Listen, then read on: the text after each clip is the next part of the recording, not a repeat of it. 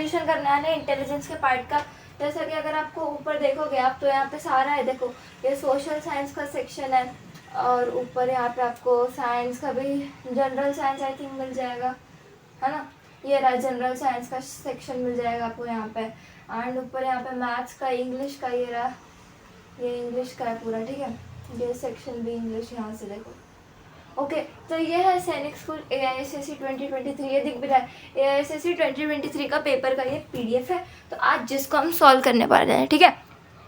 तो लेकिन अब इसको सॉल्व करने से पहले एक सबसे रिक्वेस्ट है, वीडियो को जल्दी से करो लाइक, और कोई भी डाउट रहेगा कमेंट में पूछ लेना। अगर आपको ऐसी शॉर्ट ट्रिक्स चाहिए या फिर आप लास्ट मोमेंट में प्रिपेयर करने की तैयारी कर रही हो, आपको क्वेश्चंस चाहिए बहुत सारे प्रैक्टिस करने का, आपके पास मतलब आपको करना तो एग्जाम क्रैक, लेकिन आपके पास रिसोर्सेज नहीं है, इसलिए मैंने चैनल स्टार्ट किया ताकि सबको फ्री में मिल सके क्वालिटी एजुकेशन, और वो भी एकदम फ्री में। और आपको कोई बुक या कोई भी पैसा देने की ज़रूरत नहीं है, आप मुझसे क्वेश्चंस मांगो एंड पोस्ट सेक्शन में जहाँ पे पोस्ट होते हैं वहाँ पे आपको सारे मिल जाएंगे, आपको पता ही लग जाएगा कहाँ से मिलेंगे आपको क्वेश्चंस, ठीक है। जो भी आपको चाहिए सब कुछ कमेंट में लिख दो, सारे आपके डाउट सब कुछ क्लियर हो जाएगा। तो जल्दी से स्टार्ट करते हैं वीडियो को। एंड एक वो है कि 50 सब्सक्राइबर 50 सब्सक्राइबर्स हमारे करा दो, ताकि हम एग्ज़ाम से पहले लाइव स्ट्रीमिंग भी स्टार्ट कर सके। देखो अब RMS का एग्ज़ाम आने वाला है दिसंबर में, दिसंबर की 2nd वीक में रहेगा एग्ज़ाम, तो हमें सब कुछ अच्छे से करना है, ठीक है। तो चलो जाइए स्टार्ट करते हैं आज का। इंग्लिश नहीं, आज हमें करना है इंटेलिजेंस, क्योंकि मतलब 30 मिनट में इतना ही हो सकता है इंटेलिजेंस का पार्ट, इसलिए मैंने वही पिक कर लिया अभी, हाँ। एंड पीछे सोल्यूशंस भी, अगर आपको ये वाली PDF चाहिए तो कमेंट में बता देना, आ जाएगी चैनल पे शॉर्ट्स के रूप में आ जाएगी, या फिर PDF चाहिए तो नीचे आ जाएगी, ठीक है। नीचे आपको एक लिंक मिल जाएगी, वहाँ से आप डाउनलोड करते हैं PDF, ओके। तो भाई चलो स्टार्ट करते हैं इंटेलिजेंस का सेक्शन। एंड ये है पेपर AISSE 2023 वाला। चलो भाई पहला क्वेश्चन हमारा ये है, पहला क्वेश्चन, और बहुत इजी क्वेश्चन है, इंटेलिजेंस में तो इजी क्वेश्चन आते हैं, और वो जैसे कि मेरा फेवरेट इंटेलिजेंस ही है, आपको ये पता होना चाहिए, ठीक है। मेरा फेवरेट इंटेलिजेंस ही है। तो देखो भाई पहला क्वेश्चन क्या है, 2:5 मतलब 2/5 रेशियो 8/25 11/15 रेशियो क्या होगा। देखो ये है एनालॉजी का क्वेश्चन जो हमने कर रखी है, हमने number analogy, word analogy and mixed वाली भी कर ली थी। तो ये वही वाला क्वेश्चन है कि अगर ये इससे रिलेट होता है तो ये किससे रिलेट होगा। तो देखो भाई 2 और 5 इसका रिलेशन कैसे हो सकता है। देखो अगर आप अपना दिमाग, जितनी भी आपके पास दिमाग की शक्तियाँ हैं, सारी शक्तियाँ आप यूज़ करके इसको देखोगे तो आपको ये पता चलेगा कि ये जो 8 है ना, ये 2 का क्यूब है ना। अगर आप 2 का क्यूब कर दोगे, अगर आप 2 का क्यूब कर दोगे तो 8 आ जाएगा। एंड 25 है, ये 5 का स्क्वायर है, तो यही करना, ऊपर वाले का क्यूब कर दो, नीचे वाले का स्क्वायर कर दो। वैसे ही इसका क्यूब कर दो, इसका क्यूब आ जाएगा 1331, और इसका 15 का स्क्वायर कर दो, आ जाएगा 225। तो इसका आंसर है ऑप्शन नंबर A 1331 और 225, ठीक है। तो भाई चलो अगला क्वेश्चन देखते हैं। If word math is coded as 26 to 40 16 then the code for the word book is. हमें बुक वर्ड का जो कोड है वो बताना है, ठीक है। तो यहाँ पे बहुत सिंपल सा पैटर्न है, अगर आप देखोगे मैंने आपको ट्रिक, आई थिंक सो मैंने वीडियो अपलोड कर दिया है ना, तो ट्रिक का मैंने वीडियो अपलोड करना है मुझे। वैसे तो जो भी नंबर्स रहते हैं उनका जो ऑर्डर रहता है, उनको अल्फ़ाबेट्स नंबर्स, मतलब जो भी अल्फ़ाबेट्स रहते हैं, जैसे A का नंबर 1, B का नंबर 2, वो सारी ट्रिक्स मुझे अपलोड करनी है, तो वो अपलोड हो जाएंगी धीरे धीरे करके, ठीक है। अभी सारे बहुत सारे वीडियोस आने वाले हैं धीरे धीरे करके, मैंने आजकल में बनाए बहुत सारे, तो वो सब आएंगे, ठीक है। आई होप आपने अभी तक नेशनल मूवमेंट्स का वीडियो देख लिया होगा, आपका रिस्पॉन्स बहुत अच्छा रहा था उस पर, नेशनल मूवमेंट्स पे, तो एक और एक वीडियो मैं ऐसे ही बना देना है, ठीक है। चलो भाई, एंड एक और एक की कंपाउंड इंटरेस्ट का भी वीडियो आ गया, उसमें मैंने थोड़ा एनिमेटेड भी किया है, थोड़ा कार्टून स्टाइल भी किया है चिंटू लाल के एग्जाम्पल से, मतलब बस उतना पार्ट मैंने किया है ताकि आपको थोड़ा क्लियरली समझ आ जाए, ठीक है। तो स्टार्ट करते हैं भाई। तो देखो if word math is coded as इतना, तो देखो सबसे पहले क्या है, अब सबसे पहले ना ये रीजनिंग के क्वेश्चन को सॉल्व करने से पहले सबसे पहले आप एक साइड में एक जगह ले लो, और जगह में लिखो मैथ, MATH, मैथ बोला था हमें 26 टू, अरे चल, हाँ रुको, हमें बोला था 26 टू 40 एंड 16 बोला था, है ना। MAT, H अब चलेगा ही नहीं, एच इधर समझ लेना, एच लिखा है, ठीक है, MATH ये बोला था। तो सबसे पहले आपको क्या ध्यान देना है, आप देखोगे, अगर इसको देखो यार ध्यान से, तो देखो यहाँ पे M का नंबर होता है 13 एंड 13 इंटू 2 करोगे आ जाएगा 26। 1A का नंबर होता है 1 इंटू 2 करोगे आ जाएगा 2। T का नंबर होता है 20, T 20 से आप याद रख सकते हो। वैसे ट्रिक आएगी इसको याद रखने की, शायद से मैंने डाली भी हुई है, मुझे याद नहीं आ रहा, फिर भी आ जाएगी ट्रिक एक बार, ठीक है, रिविजन के लिए। तो T का नंबर होता है 20, 20 का डबल करोगे आ जाएगा 40 एंड H का नंबर होता है 8, 8 का डबल करोगे आ जाएगा 60। कितना सिंपल है भाई, पूछा क्या है बता दो। मैंने अभी तक ये पेपर देखा नहीं है तो मुझे भी आपके साथ साथ ही करने को मिल रहा है, लेकिन बहुत ईजी है, ऐसा आप देख के ही पता लगा लोगे, ठीक है। तो देखो बुक का कोड क्या होगा हमें वो बताना है। तो B का नंबर होता है 2, तो 2 का कितना होता है 4 एंड 4 एक ही ऑप्शन में, ऑप्शन नंबर C, इसी को आप टिक लगा दो। तो ये ट्रिक होती है कि जो ऑप्शन में इसका पहला वो है उसी को आप टिक लगा दो, खत्म। 2 क्वेश्चन खत्म भी हो गए, मतलब 3 हो गए अभी तक तो, है ना, शायद से 2 ही हुए हैं, फिर भी कोई बात नहीं। A, B, C and D are 4 friends. अब ना ये जो रीजनिंग है ना सारी लॉजिकल है, इसको इंटेलिजेंस मतलब आपके दिमाग का खेल बोलते हैं, तो इसको पढ़ने की ज़रूरत नहीं, बस दिमाग का खेल है ये, और कुछ भी नहीं है रीजनिंग, ठीक है, बहुत मज़ा आता है करने में। तो देखो A, B, C और D है 4 friends. A is shorter than B but taller than C। Who is shorter than D, who is the shortest among all. अब आपको ऐसे क्वेश्चन में स्टेटमेंट को पढ़ना बहुत ज़रूरी है। एक बार देख लेते हैं कि वीडियो अच्छे से चल रहा है नहीं, यस आपको सब कुछ क्लियर दिख रहा है, एकदम अच्छे से दिख रहा है, तो भाई चलो कंटिन्यू करते हैं, ठीक है। हमें क्या बताया है, हमें बताया है, एक सेकेंड यहाँ पे थोड़ी जगह ले लूँगे साइड में, यहाँ पे लिख लेंगे, चलो। A, B, C और D 4 फ्रेंड्स है। A is shorter then B। अब A B से छोटा है, तो ऐसे क्वेश्चंस को सॉल्व करने के लिए आपको A, B, C और D को लिखना नहीं है, पहले दूर रखना है, पहले कुछ भी अपने मन से नहीं लिखना है, ठीक है। फिर हमें आगे पढ़ना है। A is shorter then B, तो सबसे पहले आप B को बना दो, और A है जो कि B से छोटा है ना, सॉरी A छोटा है B से, A is shorter then B, तो आप A को B से पहले बना दो, क्योंकि ये B बड़ा और A इससे छोटा है, समझ, ठीक है। Shorter than B but taller than C, लेकिन A B से तो छोटा है लेकिन C से वो बड़ा है, तो यहाँ पे C को इसके बाद में बना दो। इसका मतलब जो C होगा वो A से छोटा होगा, है ना, तभी तो A C से बड़ा होगा, तो यहाँ पे बना दो आप ऐसे कुछ इस तरह, A यहाँ पे था B, अरे मेरी हैंड राइटिंग ना इस पे बहुत गंदी आती है पता है, B low, B A C, है ना, बट टॉलर देन C कि वो C से तो बड़ा ही है ना। तो चलो, who is shorter than D, अब बोला है कि but taller than C, who is shorter than D, मतलब C से तो बड़ा है वो, लेकिन जो C है ना वो D से छोटा है, नहीं, who is shorter than D, वो जो कि D से छोटा है। तो लेकिन अब हमें इसमें क्या पूछा है, देखो सबसे पहले फिर से क्लियर करते हैं, कंफ्यूजन हो गया होगा, कंफ्यूजन मत बनाओ। सबसे पहले पूछा A is shorter then B, पढ़ लिया, इतना पढ़ लिया, A को बना दिया, A छोटा है B से, इतना बस।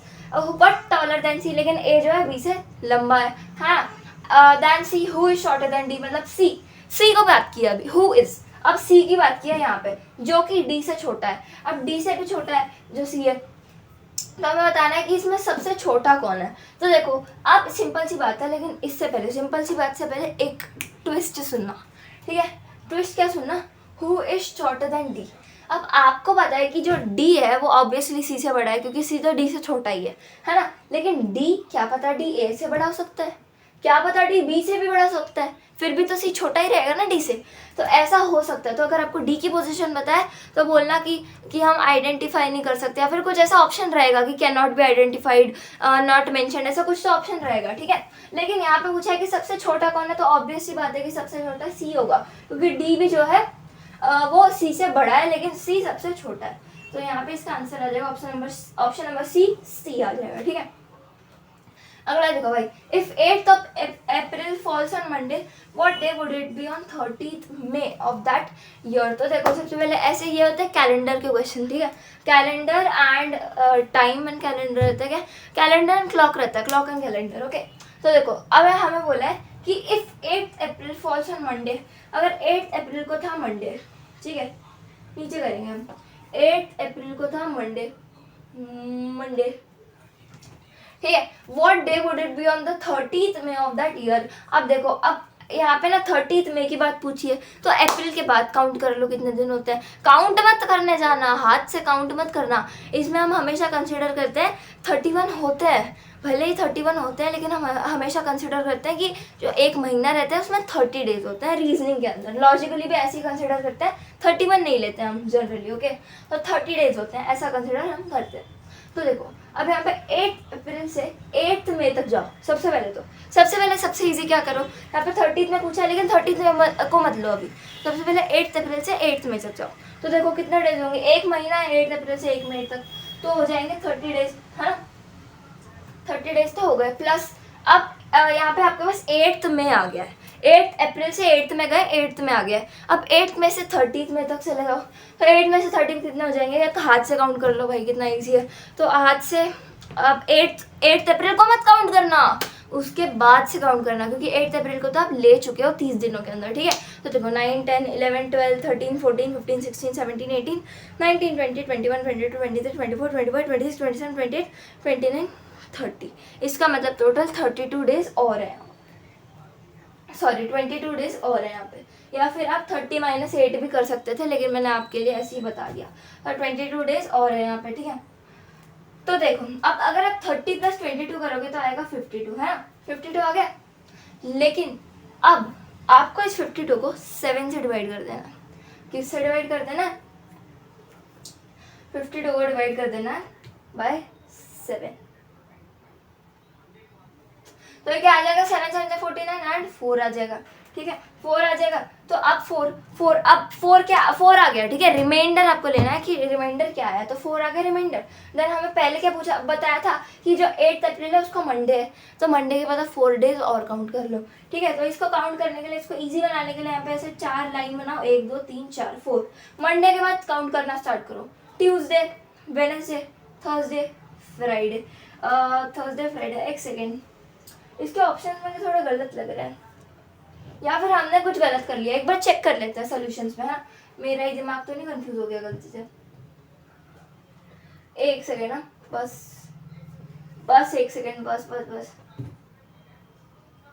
एक सेकेंड। हाँ ओके, देखो यहाँ पे देखो, यहाँ पे ये स्टार मार्क किया है, मतलब यहाँ पे क्वेश्चन ही गलत हो गया है, ठीक है। 129 था ना, ये शॉर्टर वाले के बाद वाला था, इसका मतलब ये क्वेश्चन ही गलत हो गया, ये स्टार मार्क किया, क्वेश्चन गलत है, ठीक है। तो कभी कभी सैनिक स्कूल गलत क्वेश्चन दे देता है, हमने एकदम सही सोल्यूशन किया था, ठीक है भाई। तो चलो आगे बढ़ते हैं अपना, यहाँ पे सोल्यूशन नहीं दिया मतलब क्वेश्चन ही गलत होगा ना। आगे बढ़ते हैं अपने क्वेश्चन की तरफ। अरे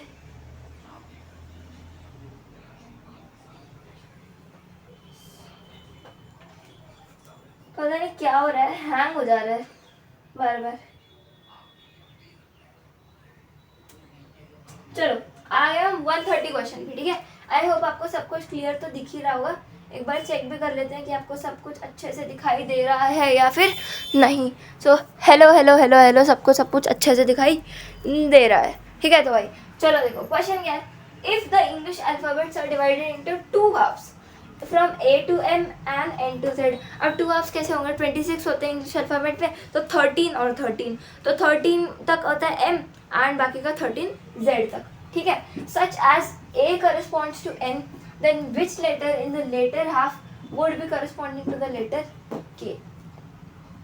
हमें बोला है कि जो इंग्लिश अल्फ़ाबेट है उसको हमने, अब इसको ना समझने के लिए, इसको ज़्यादा अच्छे से समझने के लिए, क्योंकि अब हम यहाँ पे पूरे अल्फ़ाबेट तो नहीं लिख सकते, इसलिए सॉल्यूशंस में इसको अच्छे से पूरे अल्फ़ाबेट लिखिए, तो वो सॉल्यूशंस में हम जाके इसको समझ लेते हैं, वरना आपको यहाँ पे कंफ्यूज हो जाएगा, क्योंकि पूरे अल्फ़ाबेट तो हम यहाँ पे लिख नहीं सकते हैं, ठीक है। तो सॉल्यूशंस में मैंने अभी देखा था कि सॉल्यूशंस में यहाँ पे पूरी अल्फ़ाबेट लिखी हुई थी, इसलिए वही देख लेते हैं, ठीक है। ये देखो, तो देखो 130 क्वेश्चन क्या बोल रहा है कि अगर हमने अल्फाबेट को 2 पार्ट्स में ब्रेक कर दिया, ए से लेकर एम तक, एन से लेकर जेड तक, ठीक है, कि जैसे कि जो ए है वो एन को करस्पॉन्ड करेगा, मतलब ए का जो अपोजिट है ना, जैसे होता है ए का जो अपोजिट रहता है वो जेड रहता है अल्फाबेट में, बी का रहता है वाई, डी का रहता है डब्ल्यू, सी का रहता है एक्स एंड डी का हो गया, डी का डब्ल्यू हो गया, सी का एक्स हो गया, एंड डी के बाद क्या होता है ई का रहता है बहुत सारा, ठीक है, अभी याद नहीं आ रहा, कोई बात नहीं। तो देखो such as that A corresponds to N, ए जो है एन के अपोजिट में आ रहा है, तो हमें क्या बताना था, हमें बताना था कि जो के है वो कौन से लेटर को करस्पॉन्ड करेगा। तो यहाँ पे आप सर्च कर लो के का है, के का है, के रहा, मिल गया, ये मिल गया के, ठीक है। तो के को निकालो ढूंढ कर, के को निकाला ढूंढ कर, के उल्टे में क्या आ रहा है, एक्स आ रहा है, तो एक्स ही हमारा क्या हो गया, एक्स ही हमारा क्या हो गया, आंसर हो गया। आया समझ? ठीक है भाई, ठीक है भाई, ठीक है भाई,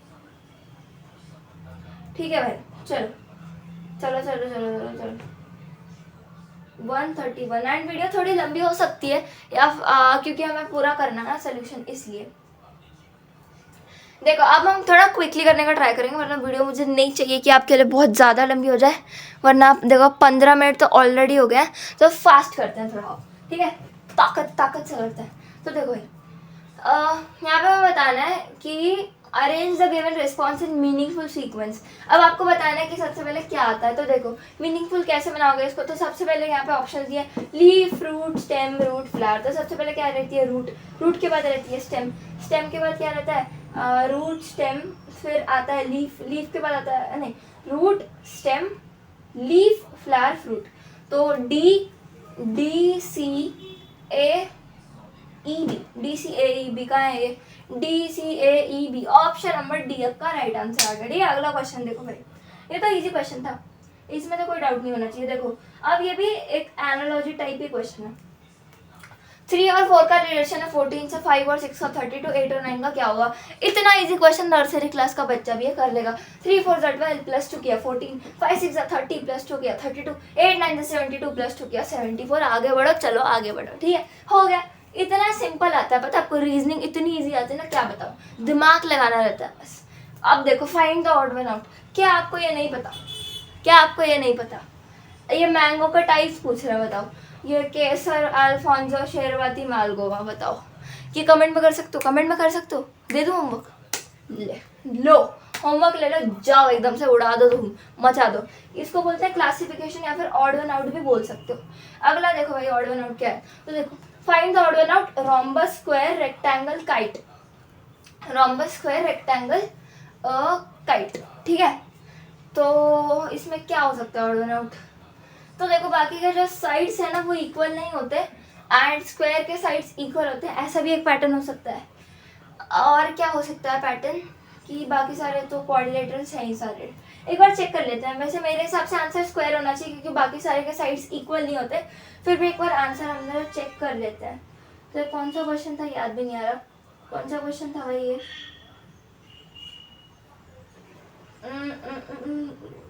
ये तो पिछले का था, एक बार चेक कर ही लेते हैं। 130 था, कौन सा था भाई, ये इसके बाद वाला था ना, डी आ रहा है इसका, तो चलो डी देखते हैं, डी क्या है। 133 था क्या पक्का, नहीं 134, इसका भी डी बता रहा था। काइट, काइट कैसे आ सकता है, या फिर इसमें कुछ दूसरा पैटर्न यूज हुआ होगा, क्या यूज हुआ होगा,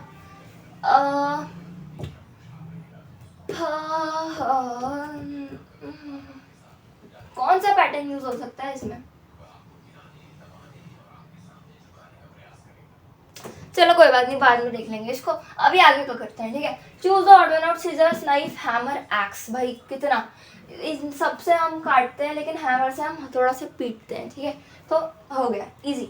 चलो भाई नेक्स्ट है 36 to 25, 1 to 25, इसका क्या होगा ये बताना है। तो इसका आंसर रहेगा 5 9 2 9, मैंने वहाँ पे देख लिया था। अब देखो इसका कैसे होगा, तो देखो 36 को हम लिख सकते हैं 6 का स्क्वायर या 15 का स्क्वायर। तो देखो भाई 6 का स्क्वायर एंड 15 का स्क्वायर, डिफरेंस इन दोनों का है, कितने का है डिफरेंस है इसका, 9 का, 9 का। एंड 1 to 25 अगर आप देखोगे तो ये किसका स्क्वायर आता है, 1 to 25 आता है, आई थिंक सो 35 का आता है क्या, 35 आता है या 45 आता है, आई थिंक 45 आएगा ये, चेक कर लेते हैं। 45 का 5 25, 5 2 कैरी, 5 20 40 42, 4 46 202 आता है, 2025 आता है इसका, तो 35 का ही आएगा शायद से, 35 25 2 30 32 3309 932, हाँ 1 2 2 5 35 का ही आता है। देखो चलो 35 का आता है, तो 35 में प्लस क्या करोगे, 9 प्लस कर दोगे भाई, 35 + 9 होता है मुझे कुछ याद क्यों नहीं आ रहा है आज, 35% 44 होता है, 44 का अगर आप निकालोगे तो आ जाएगा ये, ठीक है। तो चलो भाई जल्दी से आगे बढ़ते हैं। Find the missing number which has the same missing number बताना है। तो 16 का 41 आ रहा है, तो 20 का क्या आएगा ये हमें बताना है। तो देखो 16 का 41 कैसे आ सकता है, पहली बार तो 16 3 का 48 होता है क्या, 48 माइनस 7 कर दोगे तो आ जाएगा हमारा कितना, 48 माइनस 7 41 आ जाएगा। तो 23 का 60 होता है, तो 60 माइनस 7 कर दोगे 53। ऑप्शन नंबर 20 का राइट आंसर है। कितना ईजी है, देख रहे हो क्या, कितना ईजी है, कितना ईजी। आगे बढ़ते हैं। आगे थर्मामीटर टेम्परेचर मेजर करता है, क्या करंट मेजर करता है, volt meter, M meter, anemometer, barometer. तो इसका आंसर है volt meter. Option number B. ये क्वेश्चन रिपीट हुआ है लगातार 6th में 9th में, तो इसको करना बहुत जरूरी है। ऑप्शन नंबर बी है वोल्ट मीटर इसका सही आंसर, ठीक है। देखो आगे, arrange the given words in a sequence in which they occur in the dictionary. तो हमें बताना है एक सीक्वेंस में, बताना है कि कौन सी सीक्वेंस में डिक्शनरी में आते हैं। तो सबसे पहले इसकी ट्रिक होती है कि जो ऑप्शंस में जो चीज़ें सेम है ना उनको तो हटा ही दो, ये ए और बी को देखो ही मत, ठीक है। फिर उसके बाद यहाँ पे डी डी सी सी का कॉम्पिटिशन है, इसको देखना फिर, ठीक है। तो चलो भाई, तो सबसे पहले ए तो सारे सेम ही होंगे, है ना, ए तो सब लोग सेम ही होंगे। ए के बाद क्या आएगा, डिक्शनरी मतलब अल्फाबेटिकल ऑर्डर में लगाना है आपको।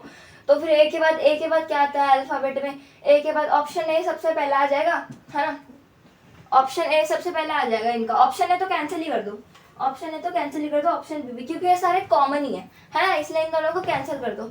अब बात आती है ऑप्शन सी ऑप्शन डी की। तो अब सी और डी को देख लो, ए एम है, ए सी है, तो ऑप्शन डी पहले आएगा। तो ऑप्शन डी को ले आओ यहाँ पे, तो यहाँ पे ऑप्शन डी को ले आया हमने, ठीक है, डी को। तो ये दोनों कैंसिल हो जाएंगे क्योंकि यहाँ पे सी सी दिया हुआ है ना, सी सी दिया हुआ है, तो ये दोनों कैंसिल हो जाएंगे। अब खेल है इसका और इसका, तो क्या आएगा पहले, ऑप्शन सी आएगा या ऑप्शन ई आएगा। तो देखो ए एम क्यू है, ए सी क्यू, ऑप्शन ई पहले आएगा ऑब्वियसली, तो ऑप्शन नंबर सी, क्योंकि इसमें ई सी है तो इसका राइट आंसर आ जाएगा option number C. I hope आपको ये क्वेश्चन समझ आ गया होगा। कोई भी डाउट आप कमेंट सेक्शन में पूछ सकते हो, ठीक है। तो चलो जल्दी से आगे बढ़ते हैं।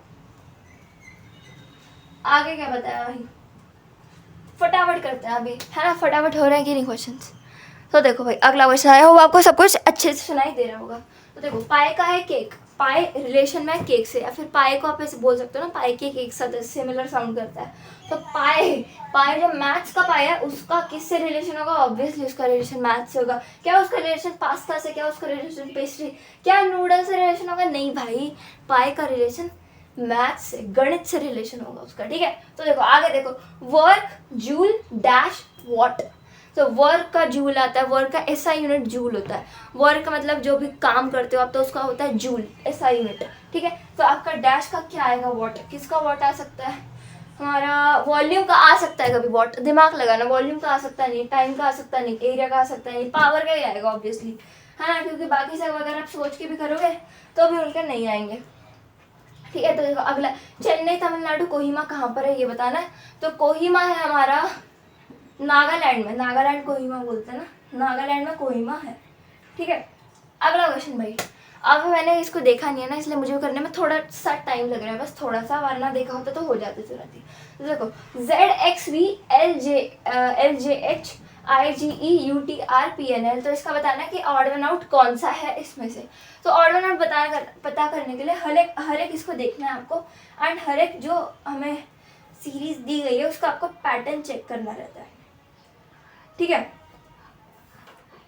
ओके भाई, तो देखो, तो सबसे पहले आप क्या करो, इसको छोड़ो, ऊपर वाले को छोड़ो एंड ऑप्शंस पे जाओ, क्योंकि ऑप्शन में से एक ही गलत होगा, है ना, ऑप्शन में से एक कोई ऑड वन आउट होगा, तो आपको बाकी के चेक करने की जरूरत है ही नहीं, सीधा ऑप्शन में जाओ, देखो कौन सा है एंड उसको लगा डालो, ठीक है। तो देखो PNL में क्या पैटर्न है, P का नंबर होता है 16, इसका नंबर होता है 14, इसका होता है 12, तो यहाँ पे -2 का पैटर्न चल रहा है, 16 - 2 14, 14 - 2 12, ठीक है। क्लियर है, कोई भी डाउट है कमेंट सेक्शन में पूछ सकते हो। अगर आपको ट्रिक चाहिए कि कैसे 16 आ रहा है, कैसे 14 आ रहा है, तो मुझे कमेंट में पूछ लेना। IGE, आई का नंबर होता है 9, जी का होता है 7, ई का होता है 5, तो -2 फिर से यहाँ पे चल रहा है, ठीक है। UTR, यू का होता है 21, टी का पकड़ा गया ना, चोर पकड़ा गया, देखा, क्या देखा हमने यहाँ पे, देखा कि हमने यू का नंबर तो 21 होता है, टी का होता है 20 एंड आर का होता है 18, इनका डिफरेंस आ रहा है 1, है ना, पकड़ लिया ऑड वन आउट को, इसको पकड़ा एंड इसको पकड़ के हमने फेंक दिया, ठीक है। अगला क्वेश्चन भाई, अगला क्वेश्चन क्या है, अगला क्वेश्चन देखो, फाइंड द मिसिंग नंबर। हमें इसमें मिसिंग नंबर को फाइंड करना है। आई होप आपको सब कुछ क्लियर दिख रहा होगा। तो देखो क्या है मिसिंग नंबर का, ये यहाँ पे हम कर क्या सकते हैं,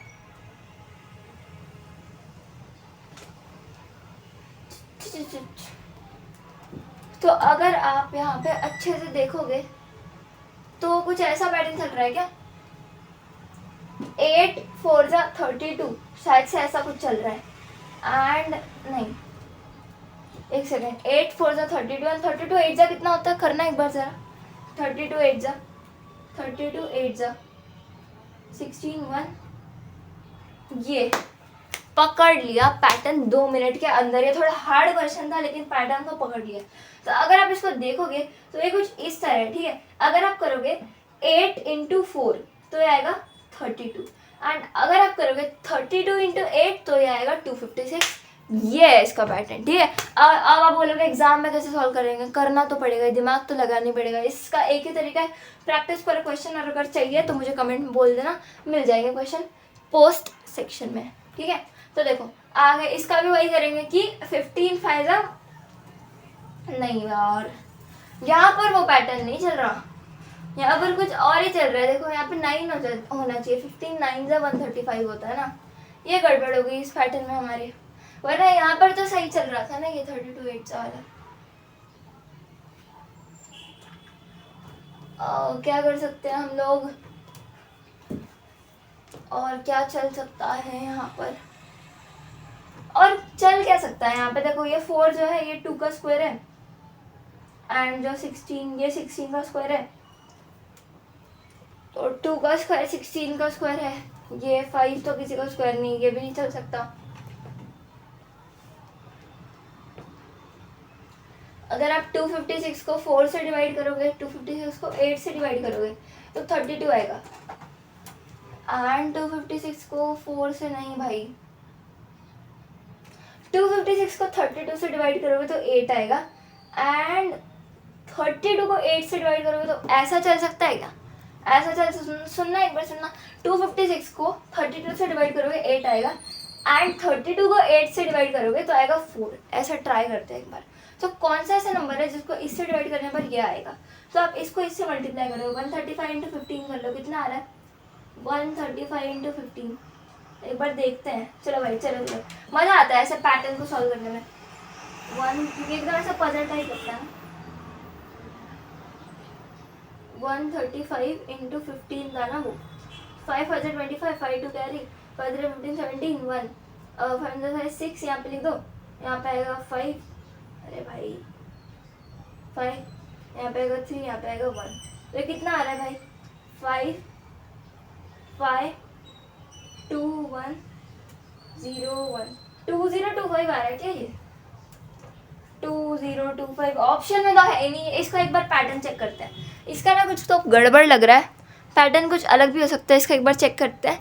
एंड 145 तक क्वेश्चंस करेंगे, फिर हम क्लास को एंड करेंगे, ठीक है, क्योंकि हमें 30 मिनट की क्लास रखनी है, उससे ज़्यादा लंबी क्लास रखनी नहीं है, ताकि आपको भी कोई प्रॉब्लम ना हो। एंड एक क्लास में 20 question is enough for reasoning, क्योंकि उसमें दिमाग लगाना पड़ता है, ठीक है। तो अब देखते हैं 144 का आंसर, 144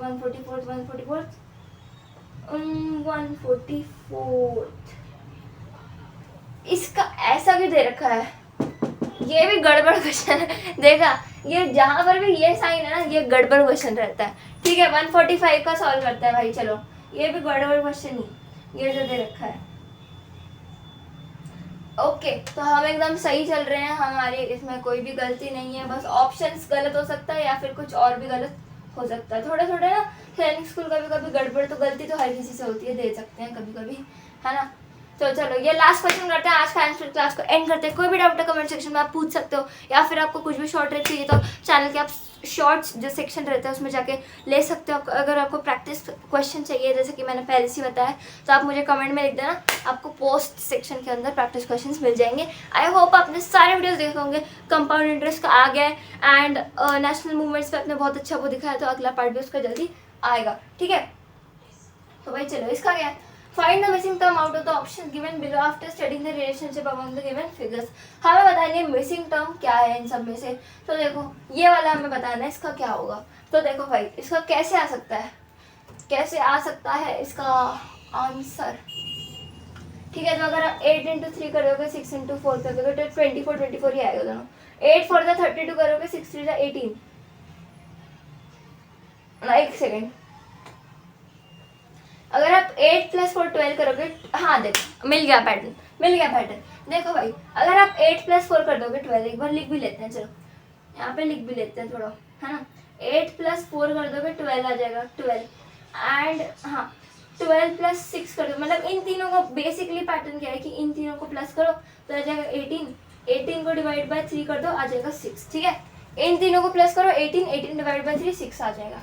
तो इन तीनों को प्लस करते हैं 7 1 8 8 5 13। अरे यार यहाँ पे पैटर्न नहीं काम कर रहा, यहाँ पे भी ना कुछ तो गड़बड़ रहती है कोई क्वेश्चन में। लेकिन ये क्वेश्चन एकदम सही है तो इसका सही ही आना चाहिए। वैसे इसका आंसर ऑप्शन नंबर कोई बात नहीं, इसको करेंगे अगले लेक्चर में। आज पता नहीं क्या हो रहा है, सारे क्वेश्चन गड़बड़ होते जा रहे हैं। तो अगर आपको कोई भी डाउट है जैसा कि मैंने बोल दिया कमेंट सेक्शन में पूछ लेना भाई, और प्लीज़ हमारे 50 सब्सक्राइबर्स करा दो ताकि आपको लाइव स्ट्रीम करने को मिले। 50 क्या और भी ज़्यादा करवा देना, लेकिन तब तक के लिए 50 बहुत ज़्यादा है। मुझे सब्सक्राइबर्स का कुछ भी नहीं है, इतने दिनों से वीडियो आ रही है, आती रहेगी। सैनिक स्कूल हम इस बार क्रैक करेंगे एंड मॉक टेस्ट स्टार्ट हो गया, तो तैयारी अपनी एकदम धमाकेदार कर दो। ठीक है, कोई भी PDF चाहिए, कोई भी फाइल चाहिए कमेंट में पूछ सकते हो, कोई भी डाउट है सब कुछ कर सकते हो। ठीक है, हम लाइव स्ट्रीम करने का भी बहुत जल्दी ट्राई करेंगे अगर आपका सपोर्ट ऐसे ही बना रहा तो आज के वीडियो में मिलते हैं नेक्स्ट वीडियो, जब तक के लिए